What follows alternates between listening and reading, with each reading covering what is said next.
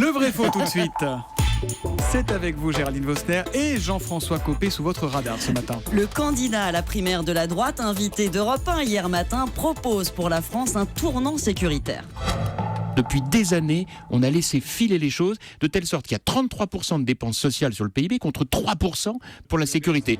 Un tiers du PIB consacré aux dépenses sociales, seulement 3% aux dépenses de sécurité, c'est ce qu'affirme Jean-François Copé. C'est vrai ou c'est faux, Géraldine ? C'est vrai, Thomas. L'OCDE vient de publier ses données pour 2016. La France est vice-championne du monde de la dépense publique, juste derrière la Finlande. Mais en termes de dépenses sociales, retraite, santé, allocation, elle reste sur la première marche. 31,5% de notre PIB est avalé par ces prestations. C'est 10 points de plus que la moyenne des 35 pays membres de l'OCDE. Le poids des retraites, surtout, pèse extrêmement lourd. En revanche, la sécurité tout court, police, justice, prison, est clairement sous-financée par rapport aux autres. En 2014, la France y consacrait 2,8% de ses dépenses totales contre 3,5% en Allemagne, 4,6% pour la Grande-Bretagne. Il y a qu'en matière de défense qu'on dépasse la moyenne et encore, on les reste loin de l'objectif qu'impose le traité de l'OTAN. Bon, en clair, l'État social a pris le pas sur l'État régalien ? D'où la proposition choc de Jean-François Copé qui promet de recruter 50 000 nouveaux fonctionnaires dans ces secteurs régaliens comme la sécurité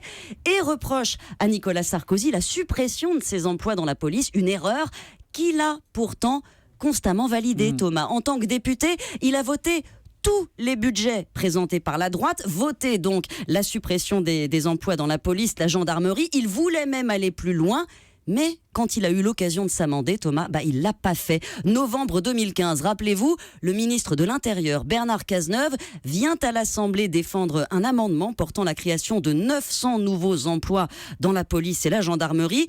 On a scruté la vidéo de cette séance. Aucune trace de Jean-François Copé ce jour-là. Il n'y avait que 2 républicains parmi les 18 députés présents. C'est pas beaucoup. Et ils ont voté contre. La campagne électorale fait perdre la mémoire à pas mal de candidats à droite, à gauche, au milieu et aux extrêmes. Géraldine Vosner est là pour leur rafraîchir tous les matins avec le vrai faux.